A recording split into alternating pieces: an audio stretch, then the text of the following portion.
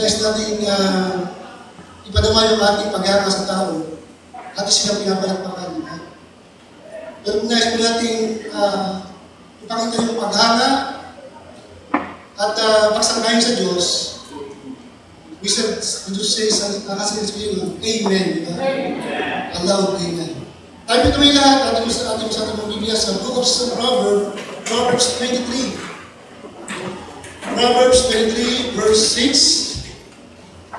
Let us all stand up, please, as we read this simple verse in Proverbs 23, verse 26. And after that, tapos basahin, aking iisip natin doon, so pa yung ating mensahe this morning. So, Proverbs 23, verse 26, I'm not ready, read, my son, give me thy heart, and let thine eyes observe my ways. Ayaw ito lang. Sa mga Panginoon, sa mga pagiging, yan na lang ang Panginoon sa Pedro. Push mighty name of you, God, through the puso ng Holy Spirit, sa puso ng bawat isa, at rin mga pala Panginoon sa pangalan sa panggalang ito sa Panginoon Jesus. Amen. You may take your seat. My son, give me thine heart, and let thine eyes observe my ways. Seems like a simple verse, but alam niyo po, ang Biblia po, ito po ay akda ng ating Diyos. Kaya lahat po ng salita sa Biblia, although simple, pero meron po siyang malalim na kahulugan. So ano, makikita niyo po sa talata, very short lang po yung verse, pero ano na makikita niyo po din yung relasyon, meaning, there is a relationship dun sa talata. Ibig sabihin, meron pong certain group na gustong kausapin ng ating Panginoon. And that is his, sino yung kausapin? Yung kanyang mga anak, his children. In Galatians chapter 3, verse 26, sabi dito, but ye are all children of God by faith in Christ Jesus. So lahat po ng nampata sa Panginoon Jesus, sino po ang naging anak ng Diyos? Meaning, yung unang-unang banghay po ng talata ay kanyang ipinagtutungkol kanino? Sa kanyang mga anak. Sa mga tao na tumanggap sa kanya bilang tagapagligtas. And then, matapos po naman din po yung pangalawang salita, sabi niya, my son, meron po siyang request. Meron po siyang tinatawag na kahilingan sa kanyang anak. Ano sabi doon? My son, give me. Ibigay mo. Meron siyang hinihingi o hinihiling sa kanyang anak. Ano yung kanyang hinihingi? Meron siyang requirement.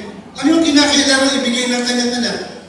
My son, give me thine heart.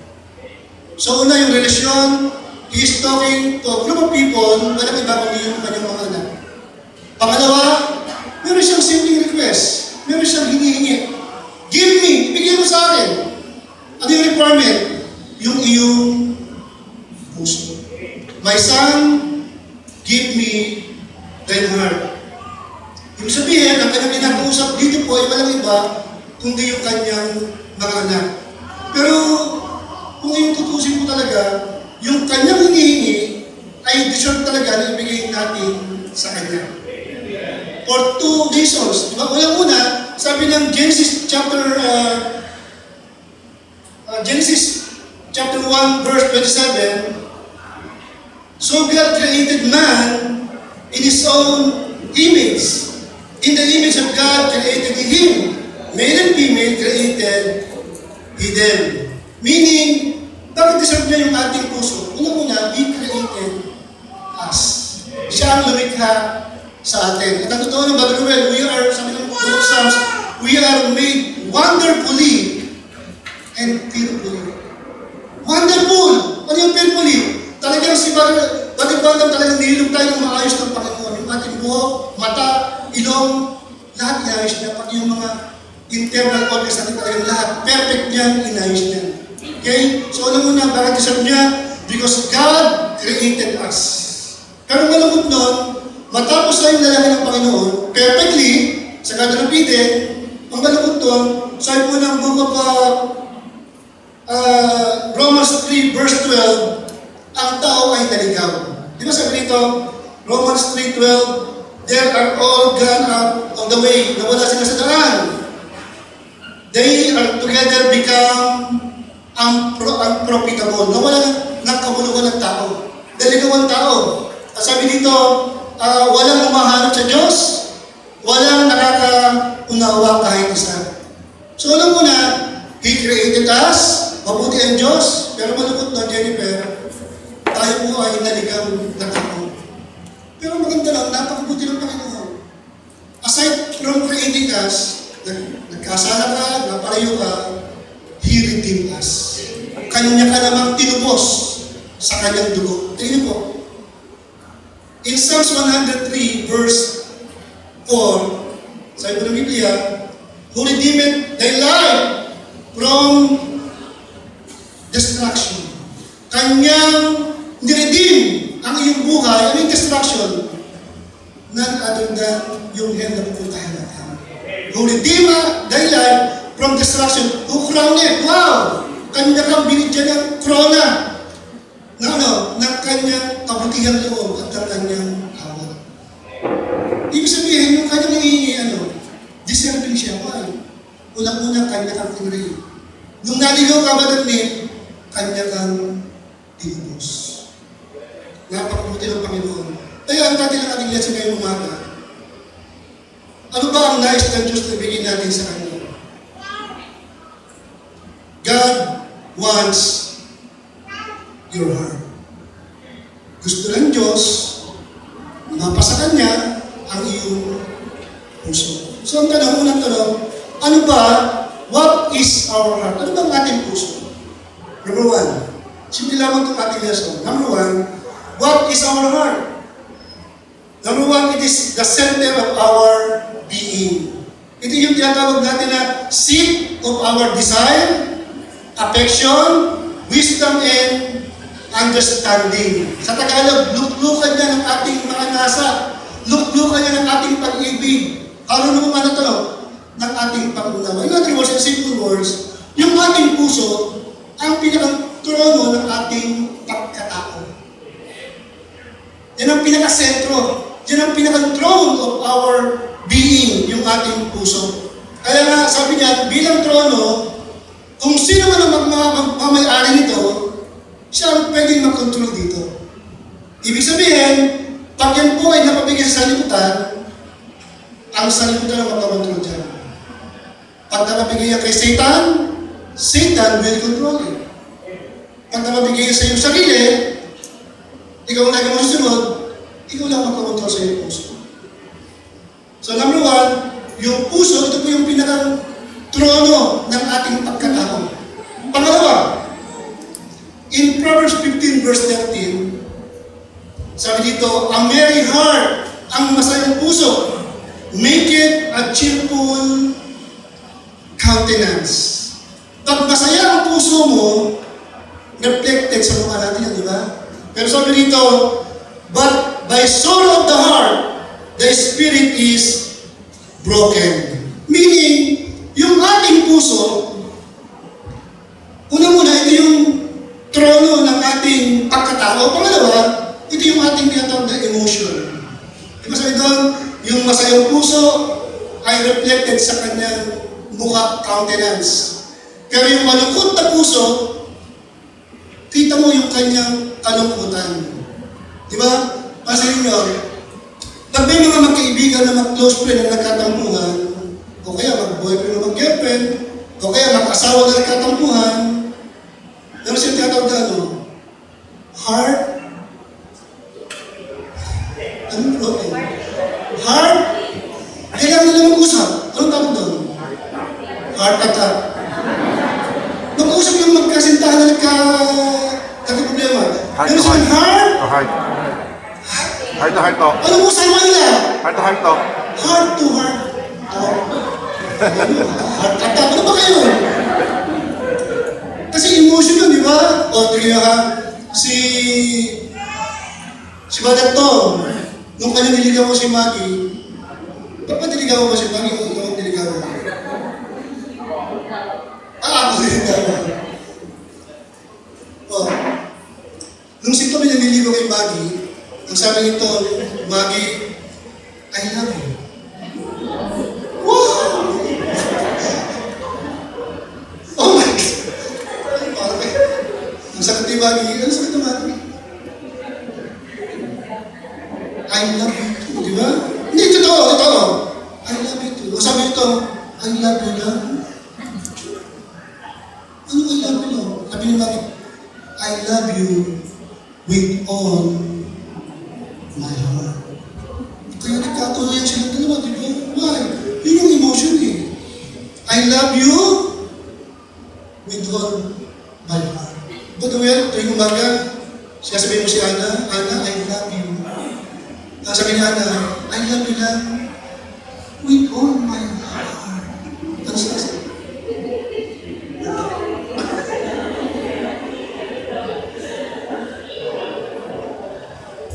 So yung puso, yun yung una, trono ng ating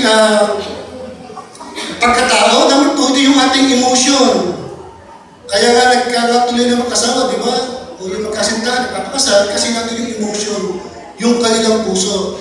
Heart is the expression of our emotion. Number three, it is the inner man. Ito yung panloob na tao, yung ating puso. Tingnan nyo, the book of 1 Samuel 16 verse 7, man, looketh.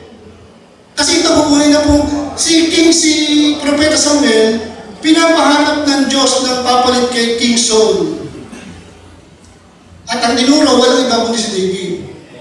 Si David ay maliit na tao, bata pa lang siya.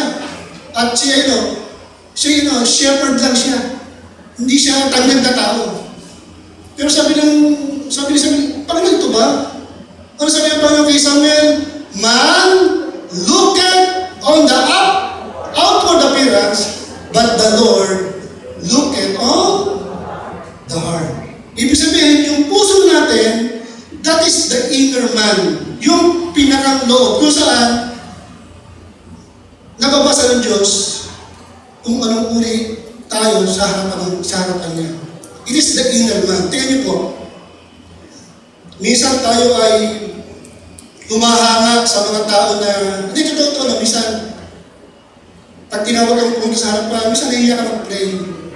Kasi baka hindi maganda yung, minsan may mga tao hindi maganda mag-pray, di ba? May mga tao naman na pagka-pray, talagang tutulong namin mo, kailan mag-pray, di ba? Talagang magaganda yung mga ginagamit sa salita. Pero sabi ng, di ba sabi ng Matthew, may mga tao na sa dami ng kasasalita nila, akala nila, dinarinig siya ng Panginoon. Bakit may mga tao na sobrang galing mag-pray talagang, sakit ang prayer talaga, inisip na yung mga sabihin nila. Ano yung ibig sabihin nun? Nagpe-pray sila, anong ginagamit nila? Yung isip nila. Tandaan niyo, ang prayer ay hindi pagandahan. Why? Because the Lord looketh on the heart. Kahit kaano kasimple yan, kahit kaano kaisiyan, pero galing sa puso mo, pinagtatanggap yung Panginoon. Kaya ka tinawag mag-pray, huwag mo isipin, hindi ako maganda mag-pray. No! Mag-pray ka kahit pekse, kahit bulot, kahit hindi papalibalik ko, basta galing sa puso. Why? Because man, look at the outward appearance, humahanga ang tao sa galing ng prayer, but God, look at on the heart. So ito po yung ating inner man. Yun ang titig. Pero pwede na naman sa isang banda, pwede na naman nating hatulan ng tao sa kanyang puso. Tingnan nyo. So ang Diyos, pwede kang hatulan. Alam niya, He is omniscient. Alam niya ang lahat. Pero tayong tao pala, tatanungin niyo, pwede mo rin mahatulan kung anong uri ng tao siya. Tingnan nyo. Sa book of Matthew Matthew chapter 6 verse 7. Sorry.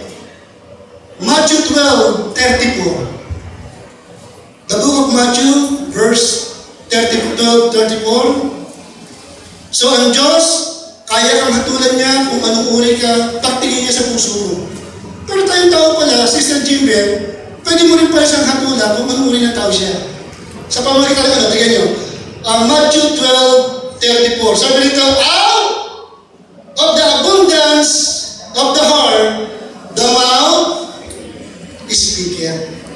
Ibig sabihin, yung inner man ay pwede mong mahatulan sa lumalabas sa kanyang bibig. So, ang tao, pagka lagi siyang, ang kanya lumalabas sa bibig, inggit, kayabangan, lumalabas sa bibig niya, ay mga malakas ng bagay, alam mo na kung anong laman ng puso niya. Diba? That is the inner man. Yung lumalabas sa ating bibig. So, pwede kang hatulan ng tao. Kaya nga yung puso mo pwede makita ng tao sa lumalabas sa ating mga bibig. So, the inner man. Number 4, heart is the place of faith. Ito po yung lugar kung saan tayo ay nananampalataya. Faith. It is the real place. It is the real faith begins. It is the place where real faith begins. Hindi po sa ating isipan. Tingnan po yung Romans chapter 10 verse 9. It is the place where real faith begins. Hindi po sa ating isipan. Romans 10 verse 9. That if thou shalt confess with thy mouth, the Lord Jesus, listen to this, thou shalt believe in thine heart that God raised him from the dead, thou shalt be saved. Kung ipapahin mo bibig mo, ang Panginoong Jesus, at manampalataya ka sa puso mo, na sa ibinuhay ng Diyos mula sa pamamatay, ang napatay, sabi doon, maliligtas ka. Ano sabi po ng verse 10? For with the heart, man believeth unto righteousness, and with the mouth confession is made unto salvation. Tingnan niyo po ito, ha? So, ano yung pang-apat? Yung heart, ito po yung lugar ng pananampalataya. Kaya nga, maraming tao ang nag-confess na sila ay ligtas na. Pero minsan, may mga pagkakataon na hindi makita yung bunga ng kanilang kaligtasan. Hindi ko ha, maraming tao nagsabing, okay, ligtas na. Nung ako'y inusap nila, nag-pray ako, sinabayan ko siya. Pero hindi ko makita yung bunga ng kaligtasan na kanyang sinasabi. Walang fruit. Una-una, walang fruit of the Spirit. Ano yung fruit of the Spirit? Meekness, love, kindness, long-suffering, gentleness. Wala siya nun. Bisan may mga tao din naman na wala kang makita ng bunga ng binagong buhay. May mga tao na pag tinanong mo pa ikot-ikot, ligtas siya. Pero until lang, meron pa rin sigarilyo, meron pa rin alam. Wala pa rin bunga ng kaligtasan. May mga tao naman, hindi mo makita ng bunga ng katapatan. Anong reason? Itatawag tayo na tinagap lang si Kristo sa isip, pero hindi sa puso. Ang tawag doon ay mental asset. Ibig sabihin ng mental asset, tingnan mo yung ibig sabihin sa sabi dito, mental asset means a mere intellectual agreement with a belief in your mind. Naniniwala ka lang sa isipan mo. Mere belief sa iyong isipan, pero hindi mo talaga kayang tanggapin sa iyong puso. Halimbawa, huwarap ka sa salamin. Kailangan may pagkumpiyansa, di ba? Pagka-apply ka ng trabaho, kailangan gwapong-gwapo ka. Pagharap mo sa aming lanto, sabi mo, pogi ako. Pogi ako! Magandang lalaki ako! Nasa isip nyo, pogi ako! Talabas ka na, sabi ng puso mo, pangit ka. Mental mental asset na rin eh. Pinapaniwala mo sa sarili mong pogi ka, pero sabi ng puso mo, hindi ito ano. Pangit ka, biro lang. Parang gano'n. Maraming tao nag-aakala, ligtas ako. Pero deep within their heart, alam nila, hindi sila ligtas. Why? Nanampataya, ginamit lamang ang kailangan isip. Hindi umabot sa alam, sa kanilang puso. Ang tawag na mental asset. Tingnan yung yung pag sinabing talagang sa puso, meron pa akong nakalala sa Kristo sa ito. Kung may isang lalaki, Brother June, ikaw na lang ha? May isang lalaki, Brother June, tinawag ka ng lalaki. Ginawa niya, meron siyang dalang mahabang lubid. Pumalig siya doon sa taas ng Roman Catholic, mataas yung madali, di ba? Ang kapantay noon? Jabili, di ba? Jabili ba o Jollibee? Okay. So Brother Philip, yung cross doon sa Roman Catholic, diyan niya yung lubid. And then, inihagis niya, may tao doon si Brother June. June, itali mo, tiyali ko sa Jabili. So ginawa niya, June, tingin mo, kaya mo maglakad doon? Sabi niya, subukan natin, nagtakad siya. Nakalakad. Ang ginawa mo, pumalakpak ka, di ba? Hindi ka nag-amen dahil tinakaw mo yung tao. Ang galing na tumuloy siya doon sa room. Mula Roman Catholic hanggang sa Jollibee. Ginawa na sa isang doon, meron siyang dalang bike. Sabi, Diyo, tingin mo, kaya mo mag-bike, pabalik? Ang sabi ni Diyo, kasi nakatulad siya eh. Sabi ni Diyo, naniniwala ko, kaya mo kasi nakapagdagat ka eh. Nag-bike uli siya doon. Bumalik pa siya. Naniniwala ka na sa akin, Diyo. Sabi ni Diyo, naniniwala na ako. O ngayon, Diyo, kung talaga naniniwala ka, sumakay ka sa balikat ko. Babalik tayo sa kabila. Sasakay ka sa kanya? Hindi ka sasakay. Kasi naniniwala ka lang sa isip niya. Anong sabihin natin? Ganun ang Panginoon Jesus. Maraming tao naniniwala kay Kristo. Pero yung paniniwala hanggang isipan lamang. Hindi umabot sa kanila puso. Hindi nila nagawa na wala silang hindi ako kaya dito sa lahat. Kailangan mo magpabaptize pa. Kailangan mo mag-alip sa kanila. Kailangan mo gumawa ng mabuti. Anong tawag doon? Mental asset. Naniwala ka lang, pero hindi umabot sa iyong puso. Minsan nga nakakatakot, di ba? Yung mga tao na minsan, di ba kinukulit na natin ito ngayon? Tiruan mo, pakaturo mo, sabi mo, sige, sumabay ka sa akin sa prayer. Pagka-pray niya,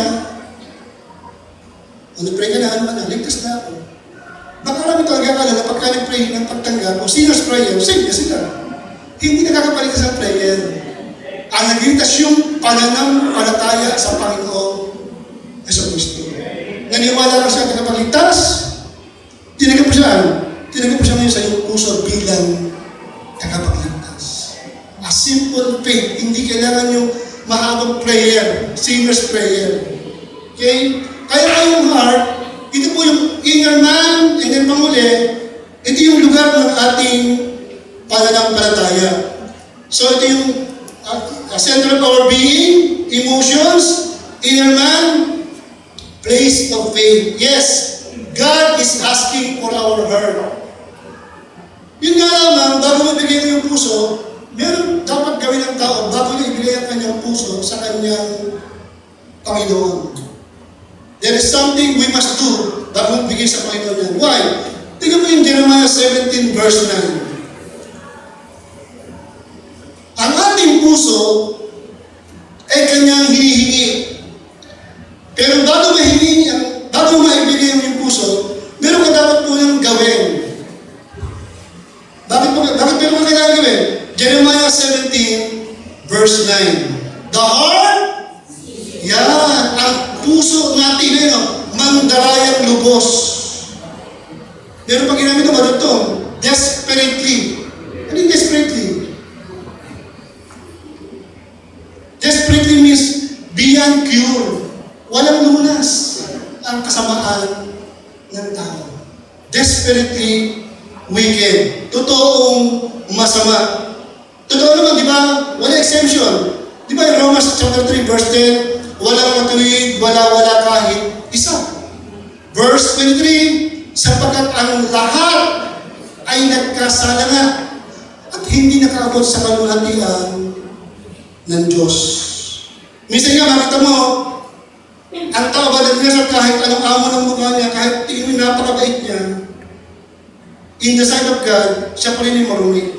At tingin Isaiah chapter 64 verse 6. Isaiah 64 verse 6. Sabi dito, but we are all as unclean thing. Lahat tayo ay maraming bagay.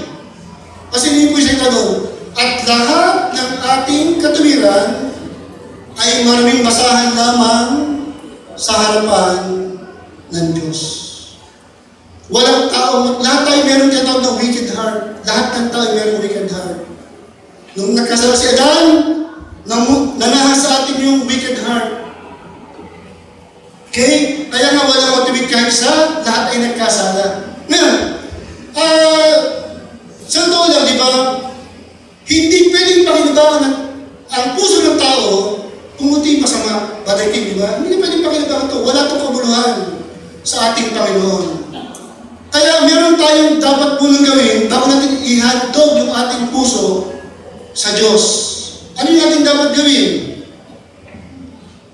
Kailangan itong mapalitan yung ating puso. Ang tanong, paano mapalitan ang ating puso? Open yung Bible to Ezekiel 36 verse 25. Marami tayong mga verses na mabasahin. Ezekiel 36 verse 25. Dito papasok po yung tinatawag natin na grace of God at saka yung mercy of God. Biyaya at habag ng ating Diyos. Ang tao ay mayroong wicked heart, hindi pwedeng ibigay sa Diyos, wala itong kabuluhan, wala itong kwenta, wicked. So kailangan bago ibigay, meron muna tayong dapat gawin. So anong ating gagawin? Wala tayong magawa, pero gumawa ng parang badalala ng Diyos. Sige nyo, Ezekiel 36 verse 20. Lubuti talaga ang Panginoon. Siya lang gumawa ng paraan para yung puso mo mapaayos. Sige nyo, Ezekiel 36 verse 25.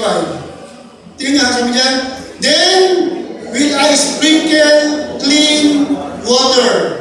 Aking bibisikan niya ng malinis na tubig. Signifies the precious and sinless blood of Christ. Tandaan nyo, bago natin yan, hawakan nyo muna yung verse. Buksan niyo yung 1 Peter 1:19.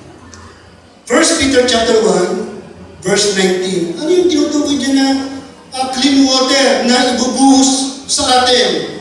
1 Peter chapter 1, verse 19. Gusto nyo ba sa verse 18? For as much as you know that you were not redeemed with corruptible things, as silver and gold from your vain conversation, received by tradition from your fathers. Ito yung maganda, verse 19. But with what? With the precious blood of Christ, as a pala, without blemish, without spot. Yung po yung ibig sabihin ng ating binasa na then will I sprinkle clean water. Ano yung clean water? Yung dugo ni Christ na unblemished, unspotted, malinis, dalisay, puro, walang halong kasalanan. At sabi po rito, upon you, ano mangyayari pagka na-ibush yung dugo? Ye shall be clean from all your filthiness. Yung ating wicked heart, Brother Kenneth, pag tinanggap si Christ, bubusan ng kanyang dugo. Yung wicked heart na mangyayari, malilinis. From all your filthiness. Kaya sabi nga dito, sa verse 26, tuloy natin, matapos malinis, ano mangyayari? A new heart also will I give you.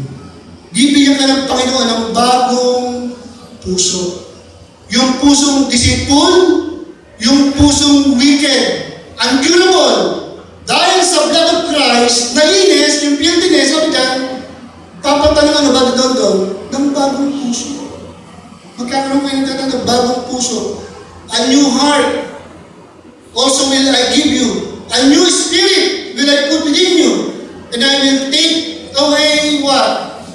The stony or the wicked heart out of your flesh. And I will give you a heart of flesh. So, paano mangyayari ito?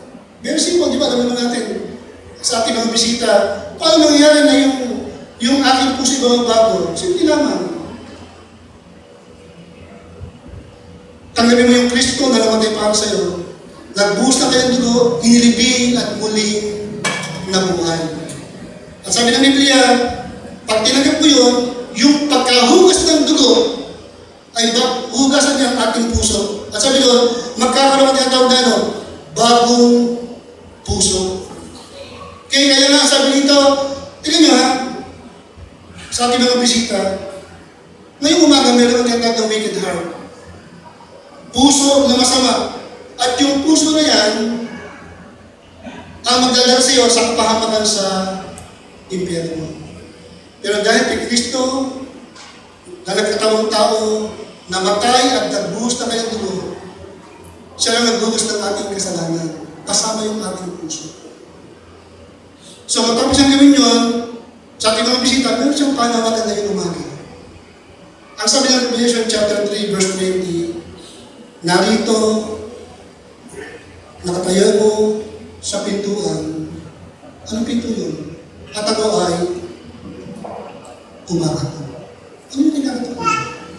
Walang iba kundi ang puso ng wicked man, ang puso ng tao. Ang sabi niya, narito nakatayo sa pintuan ako ay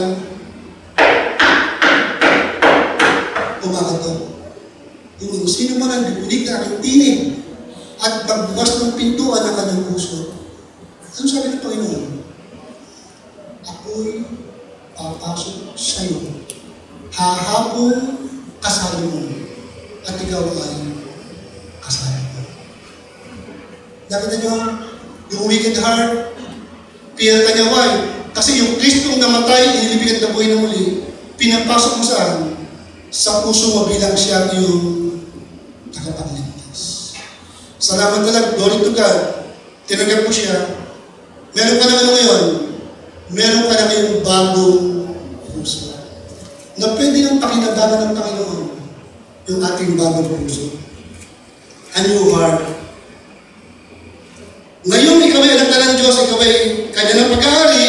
Ngayon, ikaw na pinakosok ng Panginoon ngayon. Ano sabi sa'yo ng Panginoon?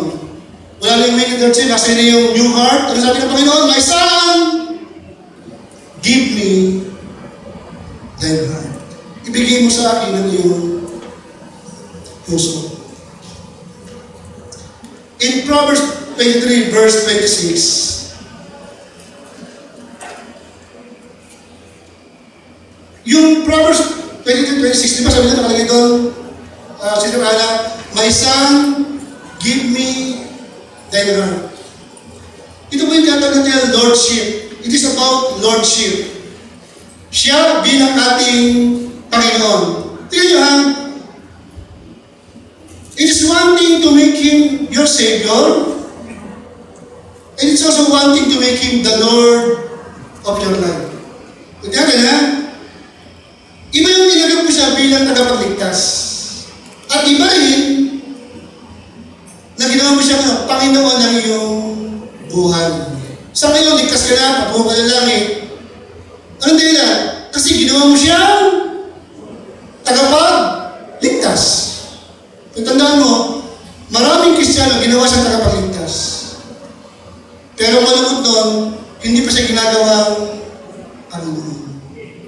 Kaya ang hiling niya, ano yung kaya hiniling? Mga anak ko, ibigay mo ang inyong puso sa akin. My son, give me thy heart. Kaya ngayong umaga, ngayong likas ka na, gayin mo naman siya Panginoon ng iyong buhay.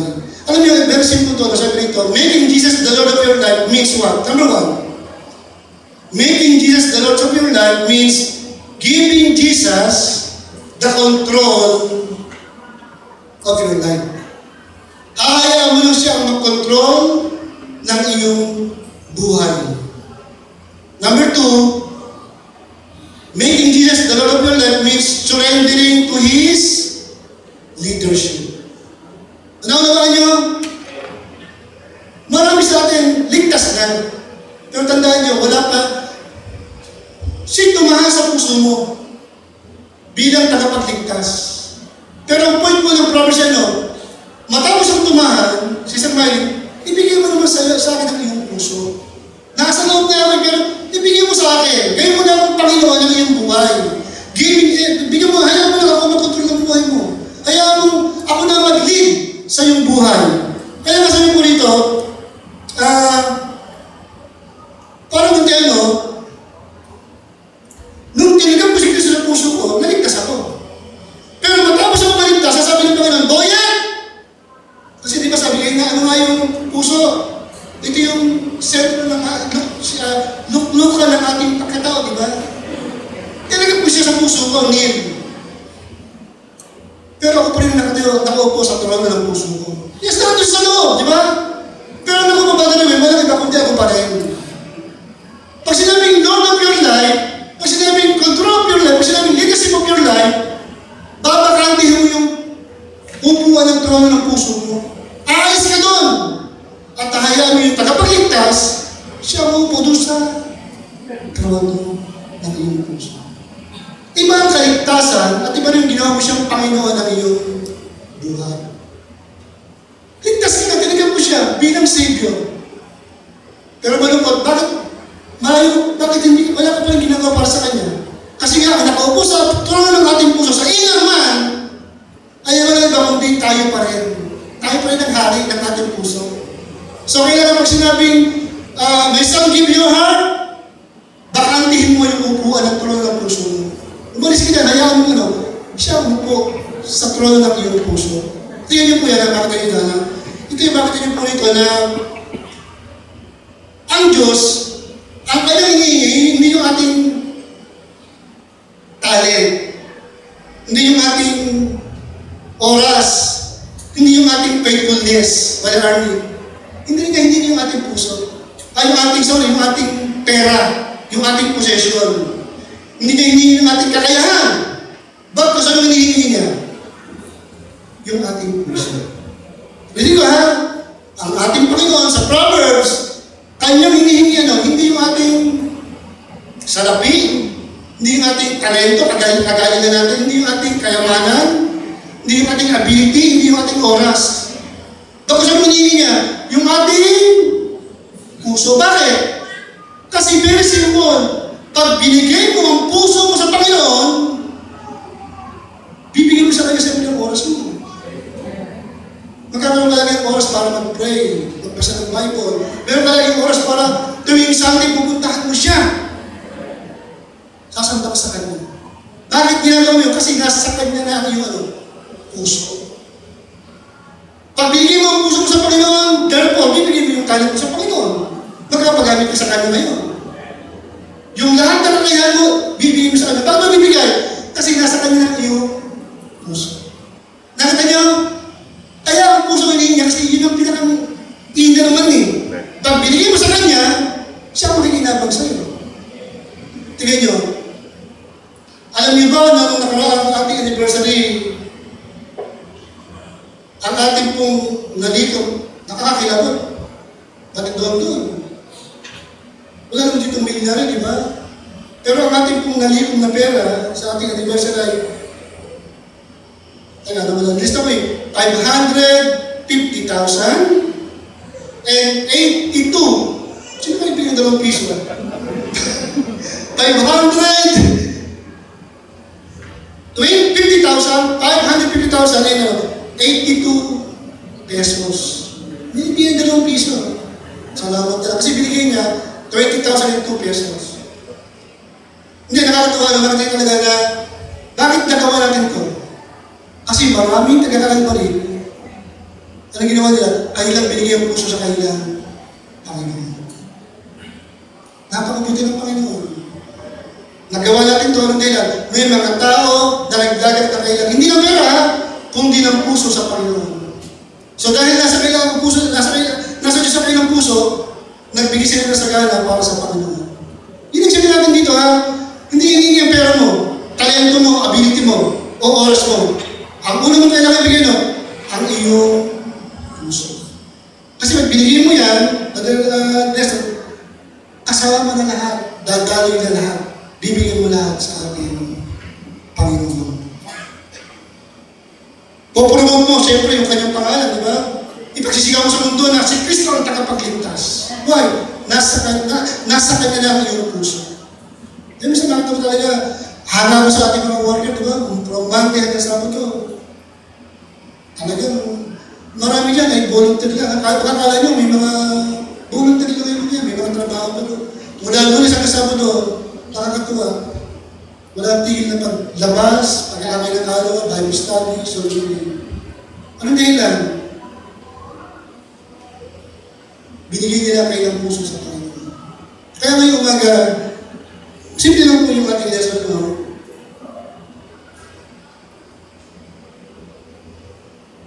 The question this morning is, sino ba ang in charge sa buhay ko ngayon?